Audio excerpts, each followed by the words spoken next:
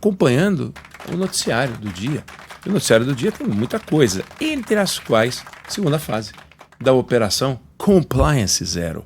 Hoje foi dia. Nós já demos essa notícia aqui ao longo da programação. Hoje a Polícia Federal foi às ruas para mais uma etapa da Operação Compliance Zero. Operação Compliance Zero em cima do Banco Master, por autorização do ministro Dias Toffoli. Começa essa história. Por que esse troço está no Supremo? Por que isso está lá no Supremo? Por que isso está resguardado pelo sigilo? Por que não divulgam tudo? Por que isso não está na Justiça Federal? Por que isso não está circulando com transparência? É uma pergunta que todo mundo faz. Alguns talvez tenham a resposta. E a resposta a gente não sabe qual é, a gente adoraria saber qual é a resposta. Ah não, mas é que apareceu o nome de um deputado que teria comprado um terreno e aí ele seria um investidor, então como é deputado, ele tem foro para prerrogativa de função, então tem que ir no Supremo Tribunal Federal. Que conversinha é essa? É evidente que dá para tratar o deputado no Supremo e continuar com a investigação fora do Supremo, onde nunca deveria ter sido escolhido como fórum para investigação. Mas aí os advogados conseguiram. Olha que maravilha. Os advogados do Daniel Worcaro conseguiram convencer o Supremo Tribunal Federal de que aquilo era algo que deveria ser investigado pelo Supremo Tribunal Federal. E quem é que está à frente, comandando o espetáculo do Supremo Tribunal Federal? Dias Toffoli, o ministro Dias Toffoli, o ministro que viajou para Lima ao lado de advogados do Banco Master. O ministro que viajou para Lima ao lado de advogados do Banco Master está tomando decisões sobre o Banco Master. Só tira uma conclusão negativa quem quer. Quem não quer, tira uma conclusão positiva. Curioso é que entre os que querem tirar uma conclusão positiva não está o ministro Dias Toffoli, que, imagino, tenha orgulho da carreira, imagino tenha vontade de ver as pessoas admirarem ele, tanto quanto a mãe dele, tanto quanto os familiares, tanto quanto as pessoas que o conhecem bem e que toda hora falam, eu conheço ele há 200 anos. Os advogados do Banco Master falam isso, eu conheço ele há muito tempo, nossa amizade é muito antiga, nós nunca falamos sobre o caso do Banco Master. Mas por que é o advogado do Banco Master que está com ele, não o advogado das Havaianas?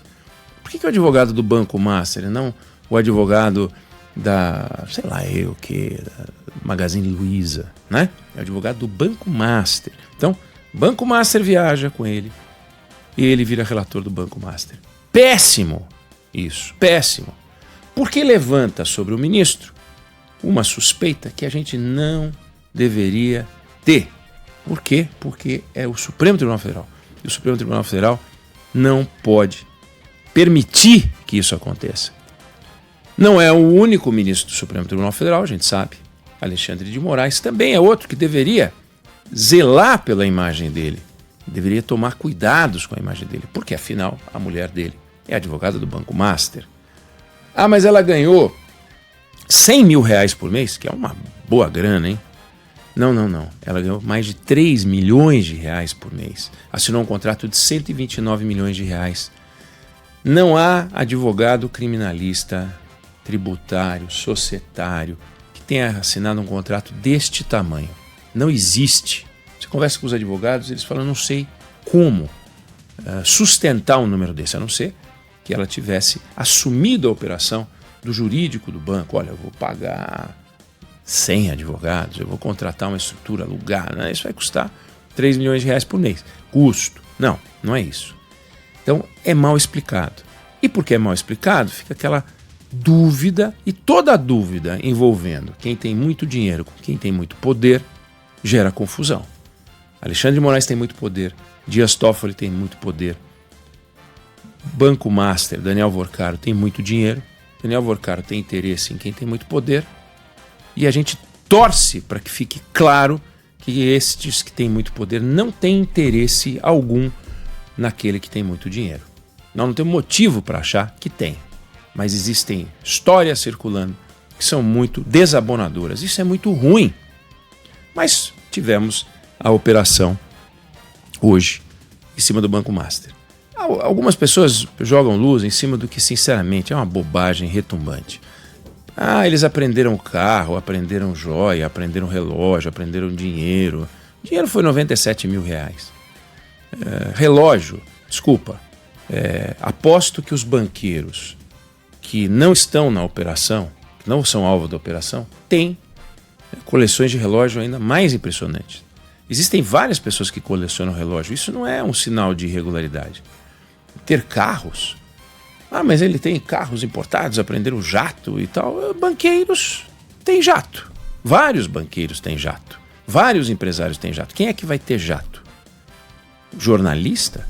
Quem é que vai ter jato? Professor universitário? Quem é que vai ter jato? Médico que trabalha para o governo? Auditor da Receita Federal? Não. Quem vai ter jato é empresário, banqueiro. Tudo bem ter jato. Para isso inventaram jatos, fabricam jatos. Fabricam jatos para que alguém compre. Quem compra tem dinheiro. Então, tem dinheiro, compra o jato. O problema não é para onde vai o dinheiro. O problema é de onde vem o dinheiro. Quer dizer, se o dinheiro tem origem lícita e destino, vai para quem está investindo. E isso tudo bem. Então não vamos ficar... mas olha só, você viu? Pegaram um monte de relógio. Mas quadro, desculpa. Eu conheço empresário que tem quadros inacreditáveis. Inacreditáveis. Nem por isso eles são alvo de operação da Polícia Federal. E nem deveriam ser, só porque tem quadros inacreditáveis. Isso é sinal exterior de riqueza? Não. Sinal exterior de riqueza dos ricos, que trabalham direito. Agora nós estamos em cima de uma denúncia de fraude. Isso é outra coisa. Se a fraude resulta em compra de carro ou resulta em depósito no exterior... pouco importa, achem o dinheiro, achem os bens. Mas não vamos pegar o bem como exemplo final, porque tem muita gente que tem estes bens, ou equivalente a esses bens, e trabalha direito e tem origem ilícita. Mas essa investigação tem que seguir. E deveria seguir com transparência. Não tem transparência, mas tem que seguir. Tem que seguir porque a gente está falando de uma suspeita de fraude. Veja, quando você investe dinheiro, você corre risco e não tem como ser diferente. Todo mundo que investe corre algum grau de risco.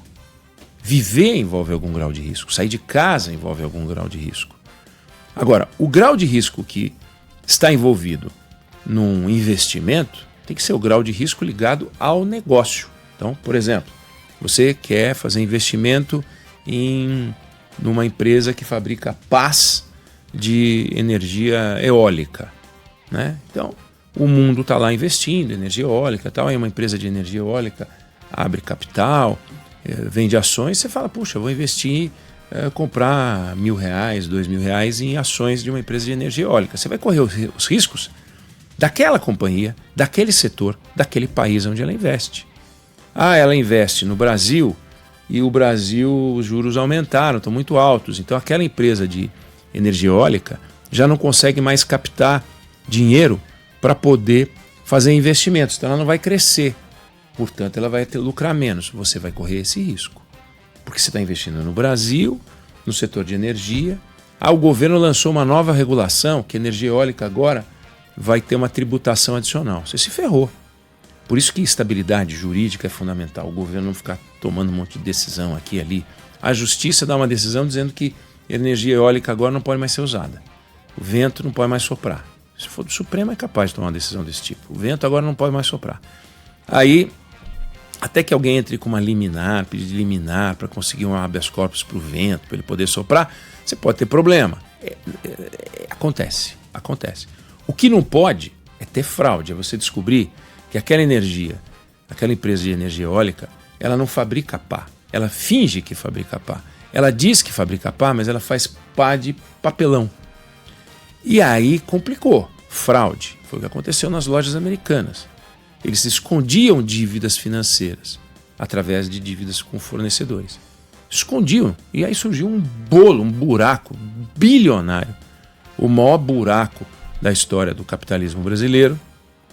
E foi um desastre. Você fala, puxa, mas o negócio das lojas americanas talvez não sobreviva, porque você está indo para o mundo online, eles não estão muito bem posicionados, ainda que estejam e tal, é outra coisa. Mas não, você descobriu uma fraude. Anos de fraude foram descobertas ali nas lojas americanas. Aí você comprou ações das lojas americanas, aí complica. Aí não é justo com você. Então tem que ter uma vigilância sobre as empresas, e para isso você tem sistemas de acompanhamento que falham.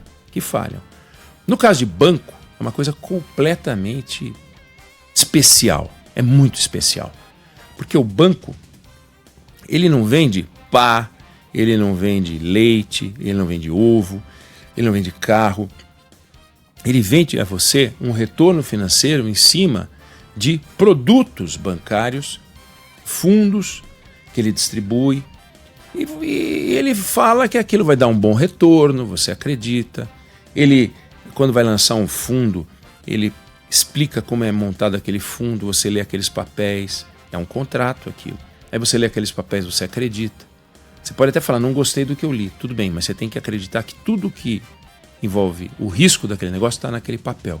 Aí quando vem uma fraude, você descobre que o lastro daquele fundo não existe, você descobre que eles estão fazendo patifarias, e as denúncias contra o Banco Master vão nessa linha, patifarias.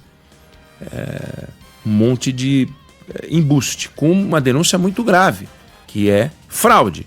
E nós estamos falando de gestão fraudulenta, essa é a denúncia, fraude contra o sistema financeiro, organização criminosa, que é um negócio complicado. Então, o que está em jogo nesse momento são denúncias, lavagem de dinheiro, são denúncias que podem levar apenas entre 14 e 22 anos, ou seja, é disso que se trata, e é exatamente isso que faz com que Daniel Vorcaro tenha montado um pequeno exército de advogados. Porque se ele não fizer isso, se ele não se defender, ele corre o risco de pegar muito tempo de pena, né? O sistema financeiro no Brasil, ele é fiscalizado de um jeito muito diferente do sistema financeiro nos Estados Unidos. Nos Estados Unidos, você tem milhares de bancos. No Brasil, você tem centenas de bancos. Os milhares de bancos nos Estados Unidos são fiscalizados por um conjunto de entidades. Não é o Fed que dá a palavra final, não é o Fed que fecha um banco. Aqui é o Banco Central que fecha um banco. Lá tem um fundo que é o mesmo fundo que paga os correntistas quando quebra o banco, que fiscaliza o banco e que fecha o banco. E lá fechar banco, fecharam mais de 400 bancos durante a crise decorrente de 2008. Mais de 400 bancos foram fechados. E isso não abalou o sistema financeiro. Nos grandes casos em que houve um risco de abalo do sistema financeiro, aí entra a Fed, entra o Tesouro Nacional, entra o diabo. Mas no dia a dia, quando tem uma suspeita contra um banco, vai lá esse fundo. Cuidado que tem um fundo aqui chamado FDIC, que não tem, né? Tem o FDIC aqui, mas tem o FDIC lá deles, que vai lá e fecha o banco. Fecha o banco. Agora aí tem uma coisa curiosa. Fecha o banco e o acionista se ferra. Aqui fecha o banco e toda a estrutura começa a se mexer para proteger o acionista. Toda a estrutura começa a se mexer para proteger o acionista. E dá um medinho, e as pessoas estão com medinho, de que essa estrutura que se mexe para proteger o acionista envolve parlamentares, envolve integrantes do Poder Judiciário, envolve gente que foi colocada na vida pública para proteger você. Foi colocada na vida pública para proteger o cidadão, para proteger o contribuinte, não para proteger o banqueiro. Então, se o banqueiro é inocente, os advogados vão se encarregar de provar essa inocência. É o desafio deles, e aí tudo bem. Se for culpado, ele tem que pagar a conta. Pode pagar a conta com cadeia, pode pagar a conta com os bens, tem uma série de coisas. Muitas vezes você tem uma quebra de banco e não existe a gestão fraudulenta. Às vezes pode ser uma gestão temerária, não sei o quê, empréstimos esquisitos e tal, mas você teve, por exemplo, em 1995, quebrou o Banco Econômico, quebrou o Banco Nacional. No Banco Nacional encontraram fraude, empréstimos fictícios, maquiagem de balanço. O Banco Nacional quebrou. Um pedaço dele foi absorvido pelo Unibanco, pedaço bom, digamos assim, pegaram o conjunto de ativos e o conjunto de passivos que fechava a conta e passaram para o banco, para o Unibanco, que hoje é parte do grupo Itaú Unibanco, e o outro pedaço quebrou. Bom, mas e aí? Aí executivos foram inabilitados, os processos ainda correm, mas não tem cana, não teve cana. Você não vê os caras em cana, não teve. Então a nossa história não é muito, na nossa história não é muito comum a gente ver casos de cana. Quebrou o Banco Econômico. Naquela época, 2 anos depois, quebrou o Bamerindos, quebrou o Banco Mercantil de Pernambuco, quebrou o Banco Pontual, quebrou o Banco Martinelli um pouco antes. Então, a gente teve várias quebras de banco. Então, quebrar banco é feito quebrar outra coisa. Quando você tem fraude é diferente. Quando o banco perde liquidez, quer dizer, o banco fica descasado, o passivo dele é maior do que o ativo, pode acontecer. Agora, quando você suspeita, e essa é a suspeita do Banco Central, de que o Banco Master estava maquiando balanços, a gente tem um problema. E são todos manipulados, né? A sociedade é manipulada. Você pega o seguinte, por exemplo, quando o BRB estava negociando a compra de 49% das ações ordinárias do Banco Master, lembrando que a ação ordinária é que dá direito a voto, e 100% das ações preferenciais do Banco Master, o que aconteceu? Quando saiu a notícia, a ação do BRB estava 7,22. Aí chegou a 10, portanto um ganho de 40%, quando o governo do Distrito Federal aprovou uma lei autorizando essa compra. A ação chegou a 10, ou seja, valorização de 40%. O que aconteceu nesse período? Várias pessoas que acompanhavam o noticiário começaram a achar, olha que legal, o BRB vai ganhar musculatura, vai comprar esse banco que está meio bichado. Já havia várias histórias sobre o Master. Vai ganhar musculatura. O BRB soltou fato relevante, anunciou que aquilo era positivo para o banco. Várias pessoas acreditaram, compraram ações e as ações começaram a subir 40%. 40%. Aí sai a compliance zero, primeira fase. Começam a cair as ações do BRB, que agora, antes de eu entrar aqui e vi, estava 6,22, perdendo 35%. Então quem comprou as ações na data em que o governo do Distrito Federal aprovou, sancionou a lei, né? O governador sancionou a lei que foi aprovada pela Câmara Distrital do Distrito Federal, quem comprou lá dizendo, puxa, que bacana, esse BRB, que é um banco pequeno, regional, vai crescer muito, vou investir. Perdeu 35%. Percebe como você é manipulado? Porque você trabalha com as informações públicas, comprou, sancionou, fato relevante, lei, de repente, pim, vem uma operação da Polícia Federal com base em informações que você não tem, porque tem fraude, denúncia, né?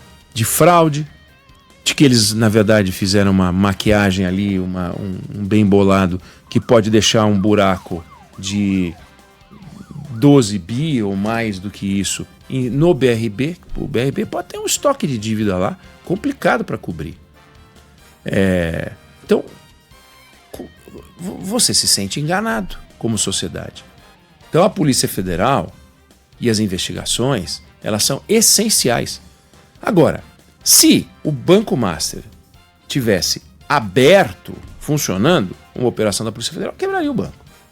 O banco está liquidado, não tem mais Banco Master. Por que não está correndo na justiça, gente? Normal, federal. Por que essa preocupação do Supremo Tribunal Federal em decretar sigilo? Não pode falar. Ninguém pode saber nada. Por que ninguém pode saber nada? O que esconde essa investigação? O que tem por trás dessa investigação? Não podemos falar, porque se a gente falar o que tem por trás, é um paradoxo. Se eu falar o que tem por trás para que você fique tranquilo, eu estou quebrando o sigilo. Se eu decretei o sigilo, não posso falar porque eu decretei o sigilo. Você percebe? Quem é que resolve isso? Ninguém. Porque é o Supremo Tribunal Federal. O Master ainda tem em cima dele o Banco Central. Nos Estados Unidos tem um fundo que organiza o sistema, que é o Banco Central. Em cima do Master tem o Banco Central, só que em cima de tudo tem o Supremo Tribunal Federal. E o Supremo Tribunal Federal, zelando pelos interesses do país, comprometido com os avanços institucionais da pátria, disse que a gente não pode saber, porque a gente é o quê? Criança? A gente não vai saber lidar com a informação? Ó, tem a idade certa para contar que Papai Noel existe. Não vai contar. Tem um companheiro nosso, um colega nosso aqui, o Luciano Dorim. O Luciano Dorim é um jornalista extraordinário. Gosto muito dele. É um dos principais jornalistas do Jornal da Band. Engraçadíssimo, tem um humor ácido, inteligente, culto. E ele trabalhou em rádio, hoje não trabalha mais. E ele conta que certa vez ele falou no rádio que Papai Noel não existia. E aí ligou uma ouvinte dizendo: obrigado, queria te agradecer. Estava no carro, a minha filha, e você falou que Papai Noel não existe. Quebrou, é um encanto. Olha que encrenca. Porque o cara não vai falar Papai Noel, acreditar em Papai Noel, acreditar em Coelhinho da Páscoa, não existe e tal. Luciano Dorim. Parabéns, Dorim. Mas essa história é de rolar de rir, né? O cara foi lá e quebrou o encanto. Então, gente, Papai Noel existe. Papai Noel existe, tá? Tem gente que acha que ele não existe. O Toffoli acredita que ele existe. A gente pode imaginar que ele acredita que o Papai Noel existe. Agora, sigilo nessa história. Então a gente fica vendo esse noticiário e dá medo. Vem cá, qual é a extensão disso? Quantos empresários, quantos banqueiros, quantos fundos ainda vão aparecer na terceira fase do Compliance 0, na primeira fase do Compliance 1, na segunda fase do Compliance 2? E aí? Porque a Polícia Federal tem que trabalhar. E ela está lá trabalhando, faz a operação. Então, a operação da Polícia Federal é barulhenta. Eles vão pra rua, aqueles carros pretos, e fazem aquele banzé. Nossa, banzé do caramba. Banzé entrega a idade. Banzé, faz aquele banzé. Aí eles pegam aquela pilha de dinheiro, botam o distintivo da Polícia Federal. Né? Aí eles pegam os reloginhos, botam... aqui tem 2 milhões de relógio e tal. E aí você fica olhando, você fica achando que se eles estão mostrando essas coisas, isso aqui é sinal de um colosso. Só que os bilhões não vão aparecer assim, empilhados. Não vão aparecer empilhados. O que aparece são essas coisinhas aí. Se você pegar e vender essas coisinhas, não paga nada do que tem de buraco. Porque a suspeita é de um buraco monstro. Então, vamos acompanhar com serenidade, mas a gente tem que ficar atento. Tem boi na linha? Tem alguma coisa esquisita aí? Por que o Supremo Tribunal Federal, com base no argumento de que tem um deputadozinho da Bahia, que a gente não sabe quem é. Eu sei quem é. Já vi, já falei com ele. Tem lá um deputado que comprou uma porcaria qualquer. Ele não é alvo da operação. E, no entanto, por causa disso, alguém falou: ahá! Me deram a chance de puxar para cá. E puxa para cá. Como é que pode o negócio? Tem um dinheiro duto de corrupção, de sacanagem, de fraude que está sendo investigado. E tem uma máquina que, se passar lá, é um aspirador de processos. Faz assim, chupa os processos. Por quais processos? É conveniência? É zelo? É preocupação com a sociedade? É um esforço para proteger o sistema financeiro nacional? Mas do quê? Do que a gente está sendo protegido? Nós somos parte desse negócio chamado sistema financeiro, de alguma forma. Porque a gente bota o nosso dinheirinho lá, quando sobra algum, a gente pega um empréstimo dele quando não tem. Tem alguma coisa muito estranha. E o Edson Fachin, presidente do Supremo Tribunal Federal, de bom perfil, porque é calado, contido, eu já falei, né? Não é flamboyant como era o Luiz Roberto Barroso, que abria a geladeira, já dava entrevista para ele mesmo, porque ele via aquela luz de geladeira e já dizia: olá, como vai e tal. Fala doce, extraordinário orador e tal, mas não parava de falar o tempo inteiro, cantava em karaokê, fazia... O Edson Fachin é muito mais contido. Mas vem cá, ele está falando em criar um conjunto de regras de conduta para o Banco Central. Vai morrer essa conversa? Pô, mas vem cá, não adianta criar um documento com regras de conduta se a conduta do banco, do Supremo Tribunal Federal, no dia a dia do trabalho processual, é que está sendo questionada. Neste caso, não está sendo questionado só o fato do Toffoli ter pego o avião que não deveria pegar, andando na faixa que não deveria voar, ou o Alexandre de Moraes com a história, ou o André Mendonça, que acabou de abrir um instituto, ou o Gilmar Mendes, que tem um instituto monstruoso. Não é isso. As palestras, que a gente não sabe quanto eles ganham, os parentes, tem isso. Tem isso. Mas tem também uma coisa, é o seguinte, vem cá, por que estes processos não são acompanhados de uma explicação? Por que esse processo está na mão do Toffoli? Por que tudo tem sigilo? Por que os documentos que estão no Senado envolvendo o Banco Master estão com sigilo e dizem, ó, só o Davi Alcolumbre pode ver? Por quê? Toffoli disse isso. Por que é assim? Não tem nada errado? Se não tem nada errado, vamos aprofundar essa discussão? Porque senão a gente fica vendo um monte de coisa acontecer, que é o que a gente está vendo, e fica com a dúvida de que tem uma fraude e que pode ter mais do que fraude. Eu espero que seja só uma fraude. E eu espero que todos os órgãos de controle estejam fazendo o que devem fazer do jeito certo, no modo certo, mas ainda tem um ruído aqui, que se a gente conseguir esclarecer, e quem tem que esclarecer é o Edson Fachin, quem tem que esclarecer é o relator Dias Toffoli, o Alexandre de Moraes, para que a gente fique tranquilo. Por quê? Os investidores do Banco Master ontem definiram que vão pagar aqueles que estão garantidos pelo Fundo Garantidor de Crédito até R$250 mil. Os investidores estão protegidos, mas a sociedade tem que se sentir protegida. Não do Banco Master. O Banco Master não existe mais, mas tem que se sentir protegida pelo Supremo. Tem que se sentir protegida sabendo que o Supremo Tribunal Federal não está fazendo nada errado. Não dá para a gente levantar suspeitas sobre o Supremo Tribunal Federal, mas dá para a gente dizer o seguinte: certos comportamentos de ministros do Supremo Tribunal Federal não convidam a sociedade a ter confiança na instituição. E a pior coisa que pode acontecer é você desconfiar das instituições. Daí porque foi muito ruim o que fez o Tribunal de Contas da União quando questionou o Banco Central pela liquidação do Banco Master. Levantar dúvidas sobre instituições é fragilizar o país, é fazer com que a gente viva numa república de bananas. Porque é só em república de bananas, feita a Venezuela, que as instituições não têm valor. O Brasil sempre teve instituições fortes. E elas têm que ser fortes não porque elas têm poder de caneta e botar todo mundo na cadeia.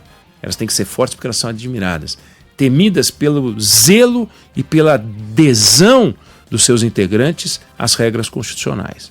Espero que isso esteja acontecendo, mas está faltando uma palavra e uma explicação. Não sei se você concorda, se você discorda, essa é a opinião que eu tenho sobre o assunto, e se você quiser falar com a gente sobre isso, 11 999 5926. Você está tranquilo? Você está acompanhando essa história? O que você está achando?